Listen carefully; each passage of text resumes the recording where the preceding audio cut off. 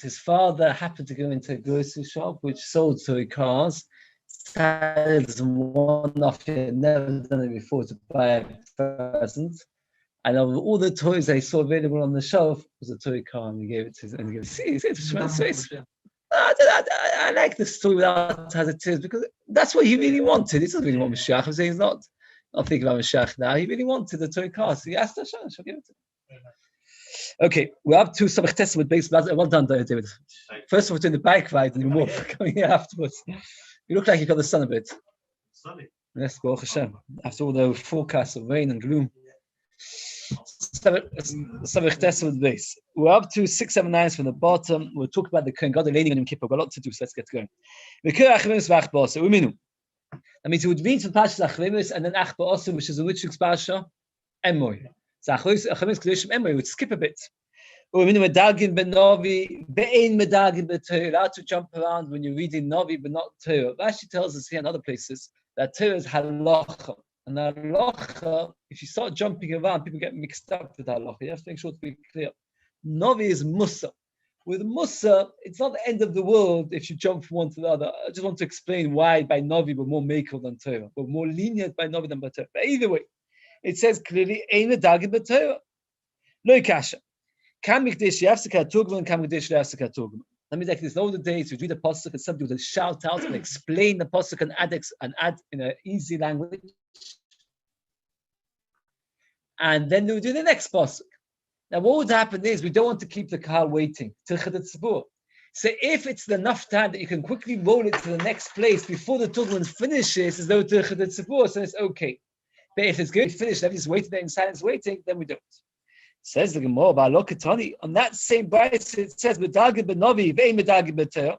But kamo medaleg b'chdei shelei yafsika tugman. Or b'Torah kal kaloi. You're wrong. By Torah, you're never allowed to skip, ever. By Novi, you're allowed to skip around as long as it doesn't cause waiting because the Meturgman's explaining himself. How can you say that the Pshat in that Mishnah is that he skipped around from Achlemus to Emoy so quickly? And the Meturgman wasn't kept waiting because by the time he finished explaining the possibility he got to Emoy. We see clearly that's permitted by Novi, but by Torah that's forbidden. Omar Bari Kashka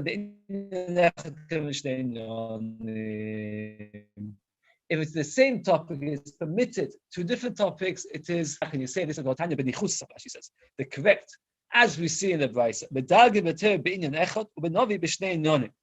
the Torah, you're allowed to jump from one to another if it's in the same topic. In the Vim, only in two topics, even in two topics. As long as the Meturgman does not have to wait. You're not allowed to jump from, let's say, Yeshaya to Yomi or from Yomi to Cheskel. Or Benovi Shishlim also medagid. The Shlim also, that's the tree also you're allowed to, top of Anam Dalef. Or Vajle Dalig, the Sefer the tree also, you mustn't go from the end of the Sefer to the beginning. The Rishonim say it cannot mean literally from the end of the Sefer to the beginning, because all the days they used to use Sfam, which were scrolls, right? Now, if you want to go from the end of the Sefer to the beginning, how long is it going to take you? A few minutes. And then anyway, it's no good. Why is it no good? Because they have to go to the Turgaman. So when it says not from the end to the beginning, it can't possibly mean literally from the end of the Sefer to the beginning, because that would be forbidden under the category that it's a pause, hefsek. So what it means is you're not allowed to even turn one page back. You're not allowed to go backwards, only forwards. So if imagine this is a typical Dilshu kind of question. When are you allowed to skip, when you're not allowed to skip? Now it's very easy. With a month's time, it's slightly harder if we wake up into the night. But let's get it very clear. One, it's in the same topic. Two, the Turgman doesn't have to wait. So from Machrimus to Emo, you can't, the same topic, and the Turgman doesn't have to wait. In a Vim, you're allowed to skip even to two different topics, but also the Turgman mustn't wait. But two more conditions. You cannot do it from Novi to Novi. That means even let's say Yeshaya and Yirmiyah talked about the same topic, you can't go from Yeshaya to Yirmiyah. That's more common than the No, because it's separate Novi. Here you go when they say it's a separate Novi, so therefore it's no good. But actually also you're allowed to go from Novi to Novi, but you're never allowed to go backwards. So you're never allowed to go from Novi to Novi because it's all one. We're not allowed to go. What did I say?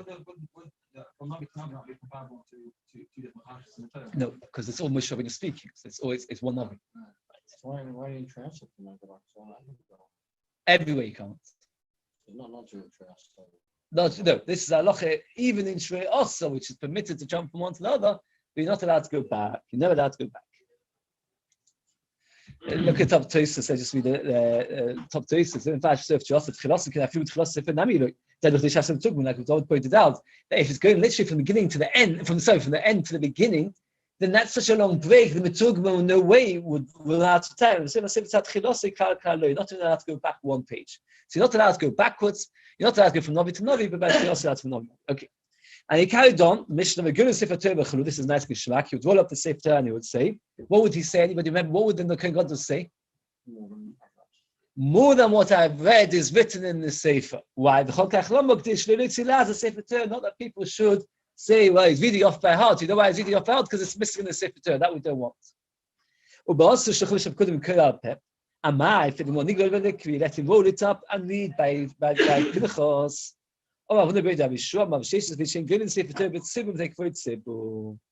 no good because it's covered at Sibur. What's the covered at Sibur? Rolling from Emo to Achim to Pinchas. The waiting. It's a song to wait.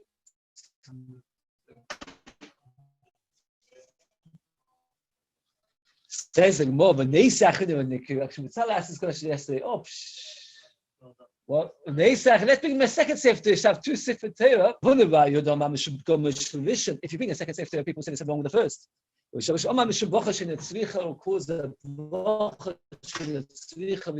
have to make a new bracha, and it's not necessary. Therefore, we only want to use one Sefer Torah. But you're saying over here we can't use two Sefer Torah. People will think the first Sefer Torah is no good. Oh, very good. There's actually one other time. There's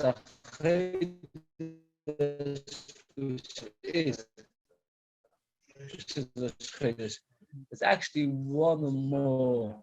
What's the other one? There's one more Sefer Torah. We could say Simchas Torah you've got. Chasei you have to have. Says one is the Parsha Vachas Shavash Chodesh. The word Tevis is put in brackets because it's not Chodesh. Tevis is not a separate reading. It's not Chodesh. Vachas Shal Chanukah, one of Chanukah. Answers the more. Tzvasa Gabi, Tzvasa Sifri like a pagama. Three different people in three different Sefer Torah. That's not a pagam. Chad Gabi which is Sofa Ikka pagama that causes a pagam. Meaning that when one person reads from one Sefer Torah and reads from the second Sefer Torah, people will say that there was something wrong with the first Sefer Torah. But when three different people read from three different Sefer Torah, that doesn't cause a chashash. People don't say a pagam about the Sefer Torah. When the Voche said the more just repeats basically, elaborates a tiny bit on the Mishnah.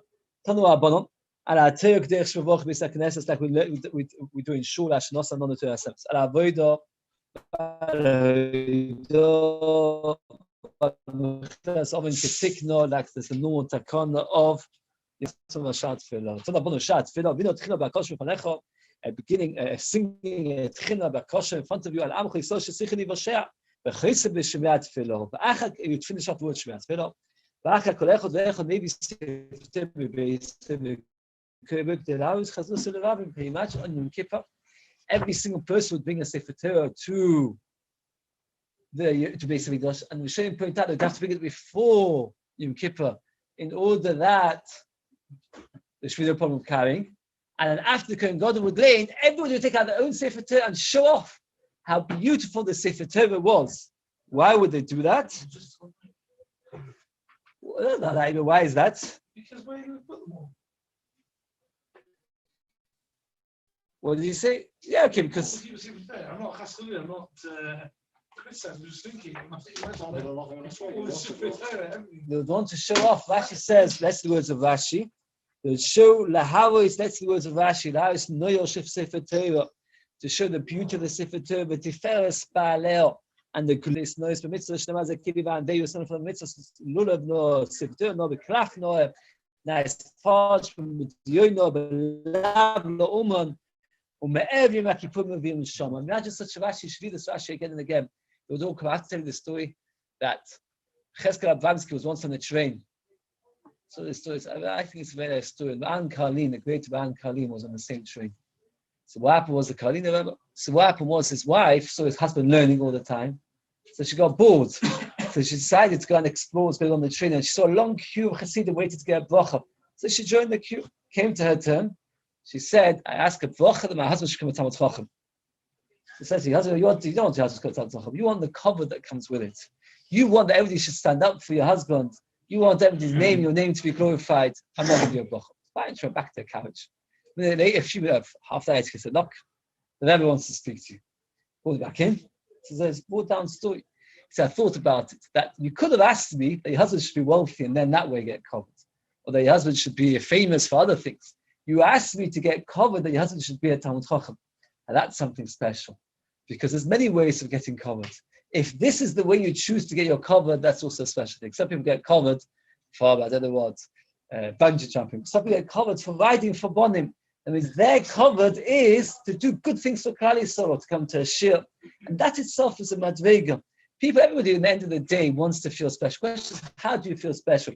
Is it by having the most beautiful house? Or is it by doing the most chesed? Is it by having the nicest car? Or is it by having the nicest farm in the house? So here in Yom Kippur, everybody showed off with their Sefer Torah. It's interesting. If we read the Rashi, how is Noel Sefer Torah Tiferes Baalel? Everybody, yes.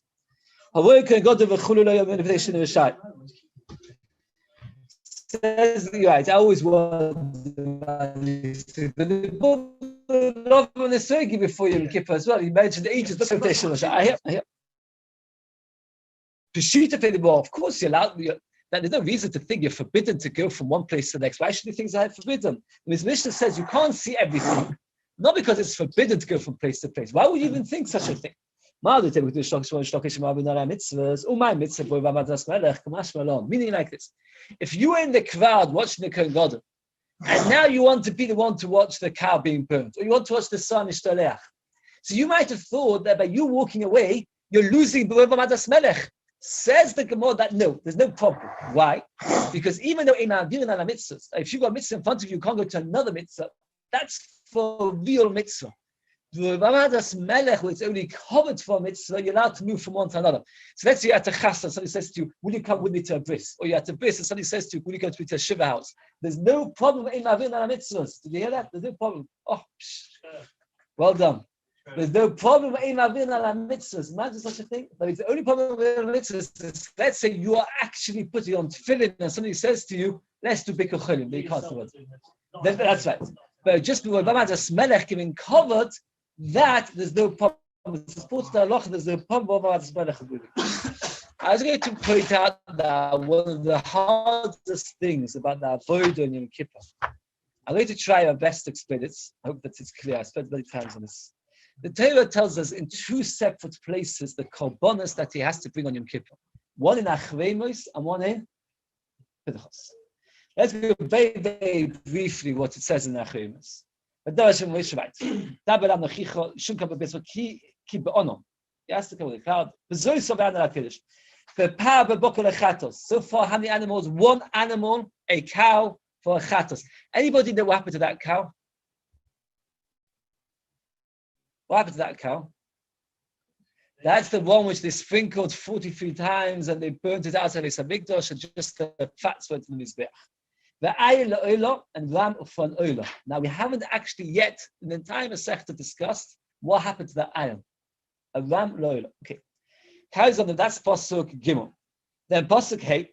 Umeis v'das is so likach shnei seiri is the chatos. You should take 2 he-goats. That's 3 animals extra. So far, the cow and the ayil, and now another 3. So we're up to 5 animals already.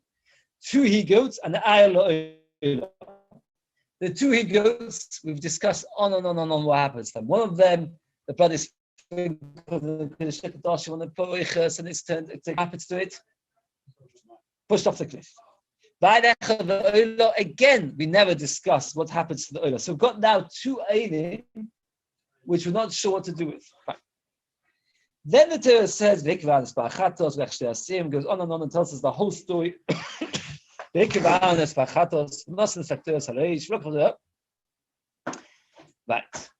The Yotzol, he tells us all the halachas. He tells the Azazal, everything that comes with it. Oh, the Rochat is the Summah, they said the Pasuk Chav Dalet. But the Lovas is the God of Yotzol also say, Losoi ves Oila Sa'om. You should do his Oila and the Oila Sa'om. 2 oilos. Which 2 oilos were they? Says Rashi. That is the 2 aisles. One was the Pab Bokhatas for Ayl Oila, which we never said anything about. And the second was the aisle which came to the 2 Sirim. So he has to do those 2 Eilim, the 2 rams. Right. So that is what he has to do. The question is, when should he do it?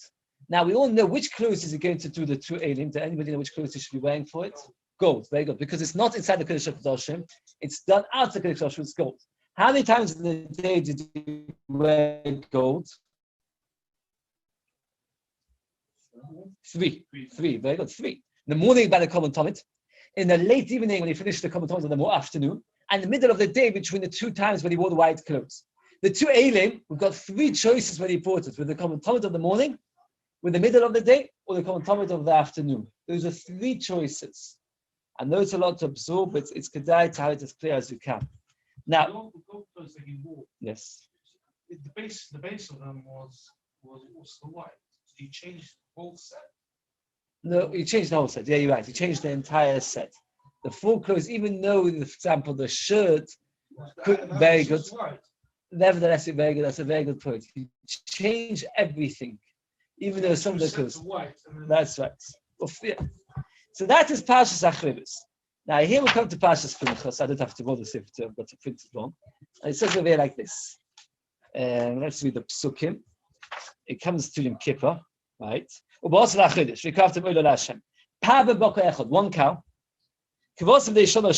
7 sheep. And then it says, 7 sheep and Se'izim Echad Chatos. 1 he-goat as a Chatos, 1 ram, 1 cow, and 7 sheep. So if we were to add up all the korbanos, there were 5 which were mentioned in Achrimos. So I remember the cow and the ram, plus the 2 he-goats and the ram, that's 5. And in this Parashah, in Parashah Pinchas, we've got how many? 1 cow, 1 ram, 1 he-goat, plus 7 sheep, that's 10. So it's come to 15. The big question is that many shittas hold that the ram of the Parashas Pinchas is the same ram as Parashas Achremus, which comes to a total of 14. Of those 10 korbanos which are mentioned in Parashas Pinchas, we have a very big question: when should they be brought? And the same triple options you've got: either the Common Talmud of the morning, or the Common Talmud of the afternoon, or middle of the day. That's what we're going to discuss. Now, after having so many Mishnahs talk about the Avodah, in this one Mishnah, he finishes off the entire Avodah of the day. So, in the big debates, if you wore the white clothes, like mentioned, the normal 4 clothes, then what did you do? Kiddush of the bag, he washed his hands and feet, Poshat, he got the dress, he had the towel, all of this fabric, he dried himself. Does anybody know why he had to dry himself? Chatzitza, or alternatively? He should be wet in Yom Kippur. Should be wet in Yom Kippur. Okay. The Vilo big day Zov, he washed his hands and feet. If you remember what the Shittas Rameir, that he held that you first wash hands and feet and then you get dressed. Here it says that. Yes, probably how he dried his hair. Okay, so that's not time. What? No. Again, so it says that he what's the word for it? The Kiddush B'Raglayim over here, we actually had a few shittas when he did Kiddush B'Raglayim. Amish is going like shittas chachamim, not like a mayor.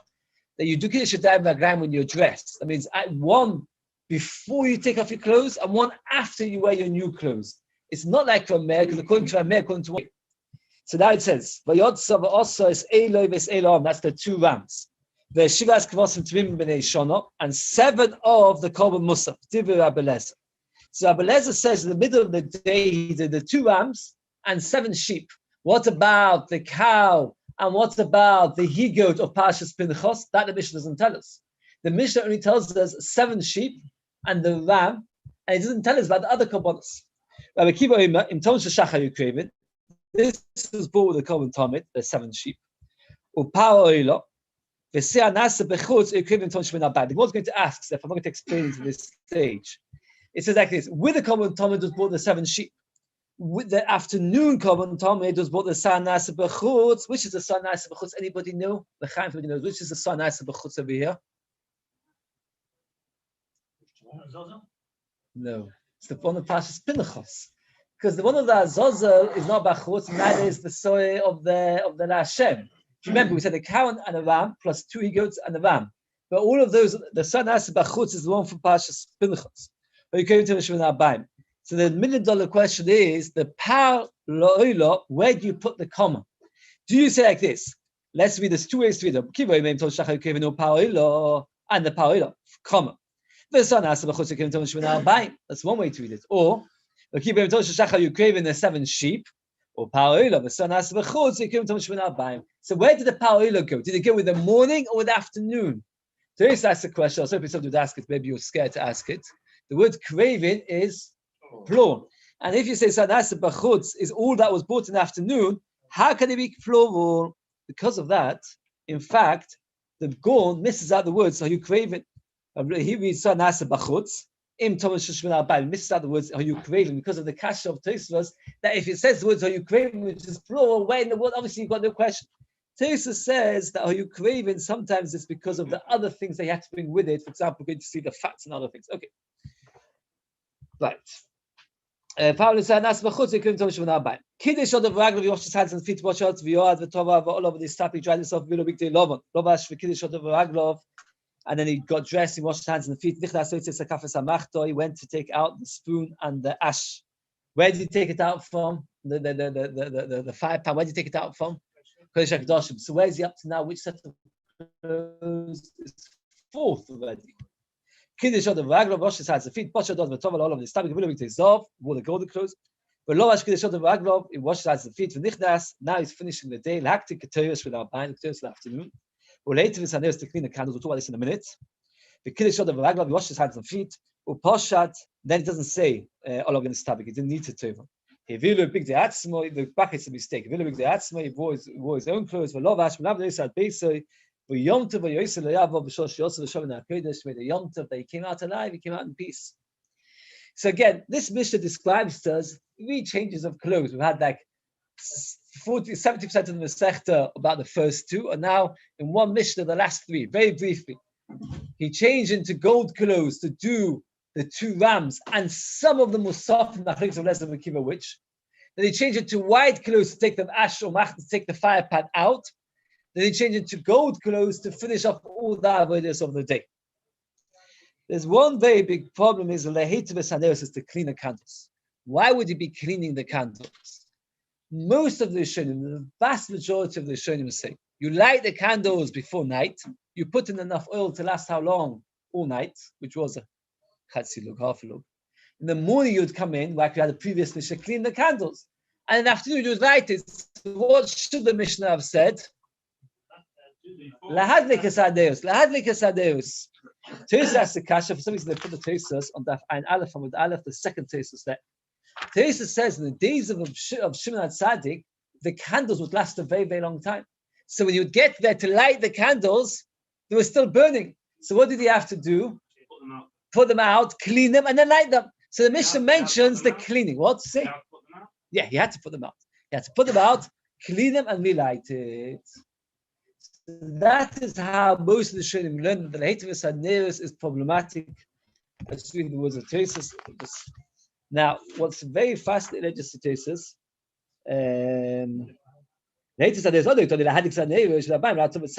nearly. It's a big problem because the cleaning was in the morning. That means what's the status bezachas because that's the shashav. They say there can be sadik lots of shkova push push push sadik just can be mentioned that sadik the token is the bezachas at the air. What is it later this vision? Akach you said look at the latest news Victor Adik that Thomas couldn't get vicious. It really means to light the candles, but technically in the days of Shvat Sadik there were still 2 candles burning, so you have to. There's a famous shittas of Rambam that tells us a fascinating thing, and nobody agrees with him. Wait for Mashiach to come, and what did he hold? The Rambam writes, T'midin Musaf, he calls it, that every single day you lit the candles twice, in the evening to last in the morning, and the morning to last in the afternoon. So you had to madlik and made it twice a day. Kesef Mishnah was written by who? The Beis Yosef. Writes that all the Rishonim argue with the Rambam, he doesn't even try and defend. But according to him, this Mishnah fits in very, very nicely. Because Mishnah is native Saneus. Because according to him, indeed, you lit it in the morning, and now you have to go and clean them all out and light the candles again. How long takes the clean? A minute or 2, why? Not very long. I don't know how long it took to stick to Why clean candles. don't clean actually before the light? So they did. They cleaned and lit. The question is, the Mishnah says to clean the candles. According to most Rishonim, the cleaning of the candles took place in the morning. You lit the candles in the afternoon. So according to today's answers, there's one or two candles that stayed alight all day to show the power of the Nissim of HaKadosh Baruch Hu. And those are the ones who cleaned. And according to that, it's the Ner Tomit. But the question according to that, it should have mentioned the Hadlik, which is more. According to the Rambam, that indeed they used to light and yeah, but according to him, you had to clean all the candles because they were all burning. Okay. This was a nest. This was like the whole. There was a nest, not always when there's zeichet in that nest. The days of Shana Tzadik, there was zeichet that they would have that nest. Okay. We're up to the so let's just go very briefly. So we had 3 sets, and that was it's not challenging. I have to remember is that we've got the Pashas Achrimos is quite clear when we did everything. For example, the cow, when was it done? The white clothes, that's the second set of clothes. The Shnei Sim was done. The 2 Eilim, the 2 rams, when were they done? Everybody say? Second gold. I would have said that middle clothes. Is that clear? If it's not clear, the 2 rams were done with the middle gold. The question is only Parshas Pinchas, when was it set? It says about a few shayes. Going back to Rabbi Akiva, where he said 3 things. He said the 7 sheep in the morning. The sun, which is that he goat, is out in the afternoon. What about the cow? And then the sun asked and only in the afternoon only did the he goat.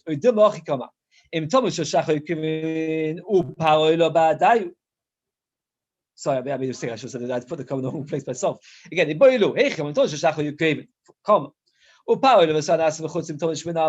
cow and the he goat was done in the afternoon. So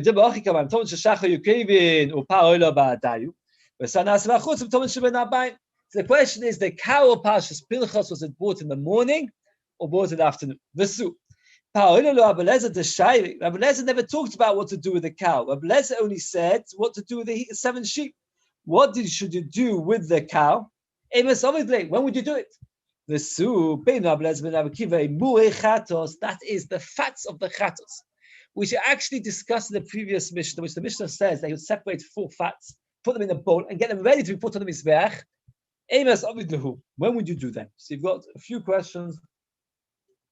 When would you do that? We do not have a clear Mishnah telling us the halachas. Meaning,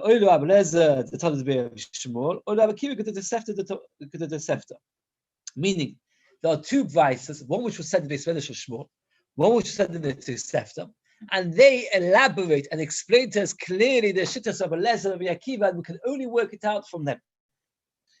The Tod of the Yishmor, Rabbi Lezer that is regarding the middle golden clothes, he would do the 2 rams, and the mu'echatos. The mu'echatos is which chatos are we talking about when we say mu'echatos? In mu'echatos, which chatos are we talking about? That is the parvasoya nasa. That's the cow and the he goat which he sprinkled inside, where most of it was actually burnt outside. How many camps was it burnt outside? 3. And why does it say machna achas? They only came out 1 camp. So the tumah came after 1 camp, but he actually burnt it after 3 camps. So those in mu'echatos were done when? By the middle golden clothes. Our paroilo, but the paroilo for which parsha is that Parshas Pinchas? The Shivas Kavos of Parshas Pinchas. The Sanasa Pechutz, which is also Parshas Pinchas, Im Tomin Shebena Abayim, was done with the Tomin Shebena Abayim. So that is clearly Shittas Rabbi Lezer, and now we know Shittas Rabbi Lezer. By the way, it's important to point out 2 things. One is that this Vaisa argues with our Mishnah, because in our Mishnah it says of the day, right? And this Vaisa says, when did he do the 7 sheep? We're going to have a number of shittas within each Tana. So we've got Machlekes Tanoim according to Rabbi Lezer what he did. One other small minor point is that in Parshas Pinchas we said there are 10. 7 sheep, 1 cow, 1 he goat, 1 lamb. And he told us very nicely the cow, the 7 sheep, and the he goat is done with Tosh without ban. He didn't say a word about the lamb. What's the answer? Anyone who says the answer deserves a chai. What's the answer? Why did Rabbi Lezer not talk about the ram? There's 10 sheep, 10 animals, and he talks about 9. Again, what do you do with the ram? Say better. It's because he held it's the same ram. It's a very strange thing. That means in Parashat Chremis it says the Kohen Gadol should bring a cow, which we said the Panas B'fnim with a ram, and Kais should bring 2 he-goats and a ram. He held that the Klal Yisrael's ram that came with the 2 he-goats is the same ram as of Parshas Pinchas.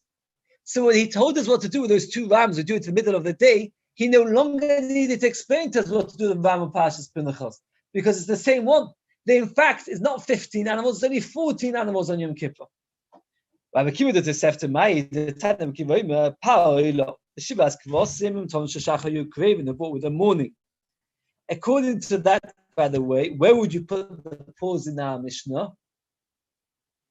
After Paoilo, right? Rabbi Kivoim, Tom Shashacha, craving, Paoilo. Pause, because the Paoilo came in the morning.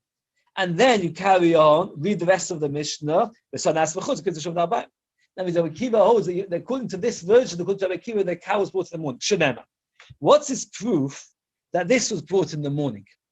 Milvad oilas aboike asher oilas hatomit. This pasuk, in fact, is not talking about the avodah on Yom Kippur per se. It's talking about korbanos musafim in general. And the Torah says about the korban musaf in general. Let's read the words of pasuk. It's actually Yom Tov Pesach. The Torah wants you to know that whenever you bring a korban musaf, it's not instead of the korban tomit, but it's in addition to the korban tomit. That's the simple explanation. That means every day, how many animals did you bring every single day? How many animals every day? Besides, when there's no musaf, how many? 2 sheep. Well, that's the tomit. The pasuk says, and this korban musaf is besides the oilas tomit, right? So the fact that the Torah says besides means to tell you, do this and then do that, which teaches you that the musaf is adjoined to the tomid. If I say to you, give me a coffee besides for some biscuits, what I mean, no, I said to you, give me a coffee every day, besides the biscuits, give me I'm trying to say, besides the biscuits you always normally give me, add to that a coffee, which is mashma, that this comes with it. So therefore, Rabbi Kiva says that the musafim come with the tomit. The Rashi asks another place. The Rabbi Lezer never even answers this as a question. So anybody want to know, give a good answer? I thought to ask myself, why did Rabbi Lezer never even get challenged by this pasuk? I guess because this pasuk is not about Yom Kippur. It's talking about normal Yom Tovim. Yom Kippur, Rabbi Lezer held that the Torah tells us the order. So therefore, you can't bring me a pasuk for the Yom Tovim to tell me. Okay, we'll come to it. Then he did Avodah Sayom, which is what's called Avodah Sayom, by the way. It's the big day Lavan. That's the big day Lavan. It's a good special.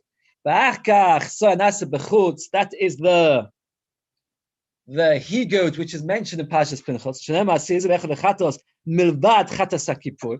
The pasuk in Parshas Pinchas says that you should bring a he-goat besides for Chatas HaKippurim, which tells us, let me just read out the pasuk. Right, so you bring the he-goat afterwards. You bring the 2 rams. That is in the 5th Tevilah.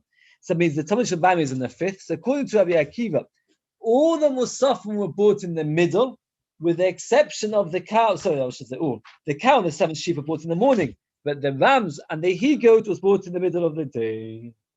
So this I tried to make a chart unsuccessfully, and I saw the odds made a chart, but it's a very complicated chart. I wanted to make a simpler one. I don't know. Actually, I didn't see that chart. I saw the older edition. Okay, it's very complicated. It's just very, very briefly. We'll leave the ones in our Mishnah. We'll just do Rabbi Lezer Akiva of the Beis. According to Rabbi Lezer of the Beis, what you do is everything comes with the afternoon. Everything comes with the afternoon. Let's get it clear. That means very, very briefly. You do the Talmud in the morning, big day Lavan, the 2 rams, big day Lavan, and then all the musafim with the Talmud of the afternoon. That is the Beis of Rabbi Lezer. The Tosefta of Rabbi Akiva says like this: everything comes with the morning, with the exception of the he-goat. The he-goat was done with the middle of the day. Okay. We're up to 4 lines and I know with Beis to explain the cheshbon of Rabbi Lezer. The main argument of Rabbi Lezer is that he says do everything in the afternoon. Rabbi Akiva says do most of it in the morning with one exception. So the question is, why is the machlokas? He says you should do like the Torah says. Why? First, do what it says in Vayikra. That means the Musaf comes in which Pasha? Pasha's Pinchas. That comes much later. Rabbi Akiva could tell you time. Melvad Ulas Aboika Asher Ulas Atomit. Alma Musaf in the that you do it besides the Talmud of the morning, you do it with the moon. There is asking only on the soil. Let me read the words of the soil. The pasuk in Pashas Pinchas tells us being a cow, a ram, 7 sheep, and a he-goat. And it says, milvad chatas hakipurim, besides chatas hakipurim. Now, according to Abelazar, when did you bring this he-goat? Anybody know? No, according to Abelazar, everything came. So you're right, in the afternoon. So it came in the afternoon, at the time of the afternoon. So according to Rabbi, it's a bit difficult. The pasuk says, bring the he-goat for the Musa besides the Chatzos HaKippurim, which is mashma, they came together. Says the Gemara. The Gemara in the beginning of Shavuos got tremendous avichos that every single Yom Tov we would bring a he-goat. He said that every single Yom Tov, I'll open up for Sukkos, or Seir Zemech Lechatos, and then you've got the second by Shavuos, by Kippurim, Seir Zemech Lechape Aleichem. Always a he-goat. What did that he-goat do? The answer is, anybody know? What was Mechap Vishaveus? Always to us Midrash Kadosh. Always to us Midrash, even Rosh Chodesh. Now, the Gemara there learns that it was only Mechapa in a situation when there was a Yediyah. That means at some time a person knew. There are 3 possibilities to know about doing an Aver. For example, you knew that you were Tomei, then you forgot about it when you came into Beis Hamikdash. Or you did not know that you were Tomei, and then you went to Beis Hamikdash, and then you came out, and then you knew that you were Tomei. Or you knew that you were Tomei, then you forgot that you were Tomei, then you went to Beis Hamikdash still forgetting, and then you came out, and then you found out after. There's different levels. But one thing is clear, it has to be with knowledge. That means if somebody never knew ever that he was Tomei, or he never knew went to Beis Hamikdash, he's not getting a kapar from the season. And he learns it. Rashi himself says that you should look at more short, so we won't go into it too much. We learned it from the Vat Chatas HaKippurim. Just like Chatas HaKippurim, there was a knowledge. Also here, there has to be some sort of knowledge. Rabbi Yehuda says a different shitta in Shittas Rabbi Akiva now. Rabbi Akiva holds, if anybody, what's Rabbi Akiva hold? When was the Musafim brought? All in the morning, very good. Comes up Rabbi Yehuda and he splits it. Echad, one of the sheep, come in the morning. The Shisham Tomit Shabbat Abayim 6 in the afternoon. Rabbi Lozo Hashem Neimah Mishmoy Shisho came in Tomit Shacha. The Echad in Tomit Shabbat Abayim and 1 in the afternoon. In fact, we have now 5 shittas. We've got Rabbi Lezer Akiva in our Mishnah. We've got Rabbi Lezer in the Gemara in the Beis. Then we have Rabbi Akiva in the Tosefta that says exactly the same as Rabbi Akiva in our Mishnah. And then we have 2 shittas in Rabbi Akiva that argue Rabbi Akiva. So the 2 last shittas of Rabbi Akiva. The Rabbi Akiva and the Mishnah give Tosefta to say the same thing. And finally, Rabbi Lezer, still Rabbi Lezer. We've got 5 shittas when they did it. Now the question is, why would you split the Korban Tom, the 7 sheep, into 2? Says the Gemara, why would you split it? As God shake quick the 2 psukim, which tells us that you should do it with the morning. The pasuk says in Pashas Achreimus. The pasuk says, let's read the pasuk. The pasuk says he should go out after he's done everything. The pasuk says he should go out. Which is referring to the Musafin. So it says that he does it later on in the day. So one pasuk says does it in the beginning of the day, one pasuk says at the end of the day. So which way around should you do it? So we split it. So now you have to split it. Now what's the question? One man says you do 1 in the morning, 6 in the afternoon. One says 6 in the morning, 1 in the afternoon. The question is, what's the machlokas?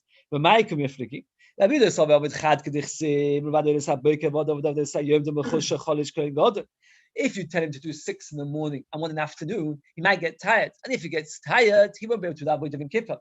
And which avodah is more important? The big day Lavan, because the big day Lavan is unique for Yom Kippur. So we would rather you should first do the big day Lavan and then do the majority in the afternoon. Yes, but we don't want to add before he does the big day Lavan, which is more important to us. When it comes to the avodah of Yom Kippur, he's very, very excited to do it. Why is he very excited to do it? Because he knows that's very special. So therefore, we don't want him to leave him 6 for the afternoon, because then he won't be so excited, because it's only the Musafir, which we bring every Rosh Chodesh and every Yom Tov. See, where it works well, it's therefore we prefer to do 1 in the morning, and prefer to do 6 in the morning and 1 in the afternoon. Let's get surprised. Normally, it's like Mincha, no? Says the Gemara, the Kuli Am Amir is Chad Ailu. It's the same Ram of Pinchas, the same Ram in Bachrim. It's Kiman Kivem. It's Had Rebbe Me'ay Echad Amor Kan Ram Cholim Chodesh Begodim. It's the same Ram. It's a different Ram. It's completely different. My time to Rebbe Yosef Echad. It says I'll Echad. Tell you there's only one of them. Shimon my Echad Miyuchad Shebe'id. You should get one which is unique, meaning the most valuable one. From the choicest. The choicest has to be the best. The Torah tells us 2 separate places they should be good.